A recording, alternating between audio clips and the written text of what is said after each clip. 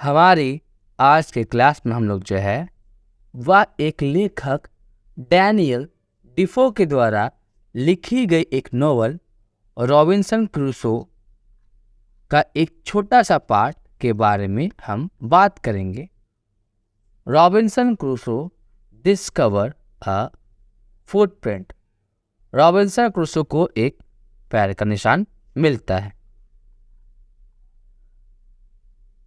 अगर हम बात करें रॉबिन्सन क्रूसो के बारे में तो रॉबिन्सन क्रूसो जो है वह एक बार समुद्र यात्रा पे निकलता है, लेकिन उसका जो जहाज़ जो है वह टूट जाता है और बहुत लंबे समय तक वह जो है एक आइलैंड में रहता है।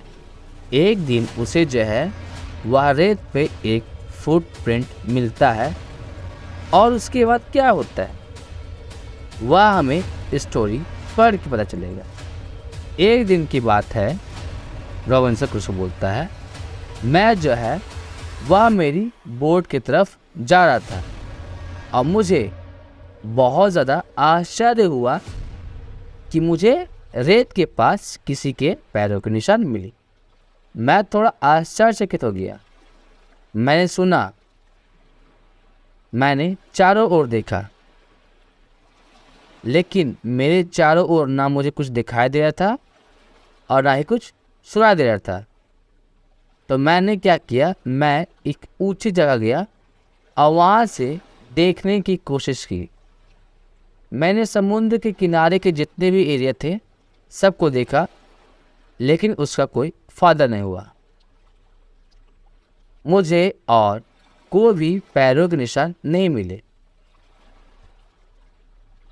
तो मैं वापस उस पैर के निशान के पास गया और इस बात की पुष्टि करना चाहता था कि मैंने जो देखा वह मेरा इमेजिनेशन, कल्पना है या रियलिटी, सच्चाई है।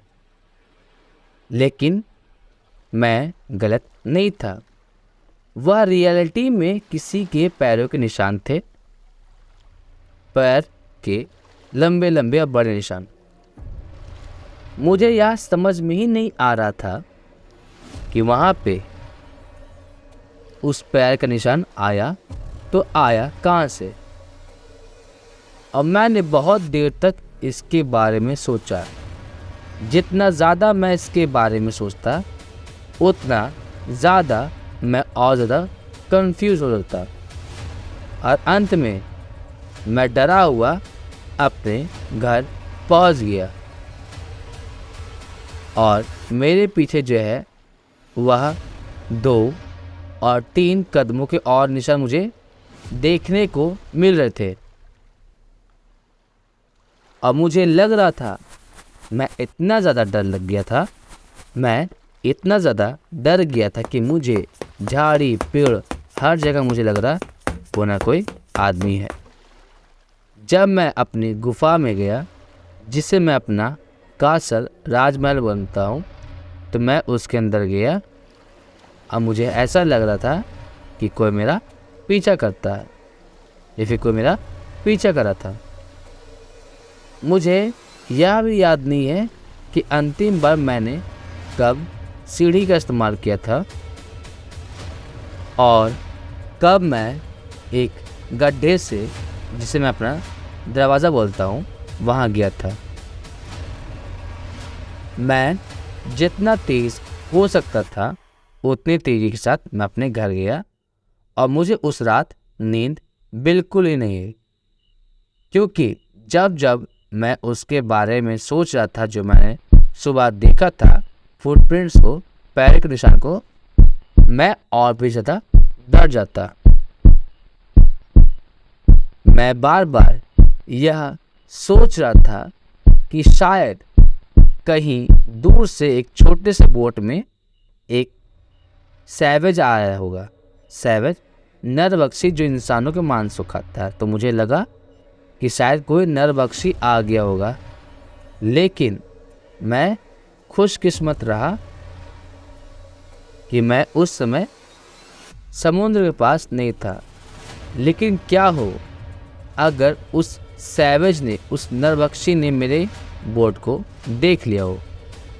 अगर उसने मेरे बोट को देख लिया होगा तो उसे यह भी पता चल जाएगा कि इस आइलैंड में कोई ना कोई रहता है और किसी न किसी तरीके से वह मुझे ढूंढेगा, मुझे मार डालेगा और मुझे खा जाएगा। तो मैं बहुत दिनों तक डर के मारे अपने घर से बाहर ही नहीं निकला और मैं प्रार्थना करता था कि मुझे बचा ले जाए। और ऐसा करते करते मुझे लगा कि बैठने से कोई फ़ायदा नहीं होगा, तो मैंने जांच पड़ताल शुरू की।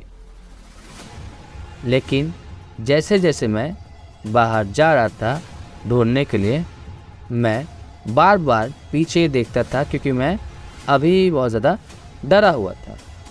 हालांकि मैं जो है वह 2 दिन 3 दिनों तक इधर से उधर देखता रहा, लेकिन मुझे कुछ भी नहीं मिला। तो मैं थोड़ा आराम करने लगा, चलो कोई बात नहीं, कोई नहीं है।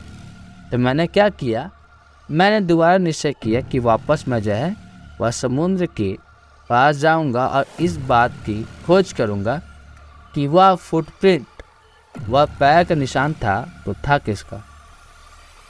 और मैंने यह भी निश्चय किया कि मैं उस पैर के निशान को अपने पैर के निशान से मिलाऊंगा। जैसे ही मैं उस फुटप्रिंट, उस पैर के निशान के पास गया तो मुझे यह रियलाइज़ हुआ कि यह पैर का निशान मेरा नहीं है, क्योंकि उसके पैरों के निशान जो है वो मेरे से थोड़े ज़्यादा बड़े थे। वही दूसरी बार जब मैंने अपने पैर को उस पैर के निशान की तरफ रखा तो मुझे पता चला कि वह पैर का निशान मेरे पैर के निशान से और भी ज़्यादा बड़ा है। तो मेरा जो डर था वह वापस आ गया। मैं दौड़ करके अपने घर चला गया क्योंकि मुझे पता चल गया था कि उस आइलैंड में कोई ना कोई तो है। अब उस आइलैंड में कौन था, इस बात की जानकारी तो मुझे नहीं थी, लेकिन कभी न कभी तो मुझे पता चला, कभी न कभी तो मुझे पता चलेगा। और जिस दिन मुझे पता चलेगा तो उस दिन मैं क्या करूँगा, इस बात की जानकारी मुझे नहीं। मैं बहुत डर रहा हूँ।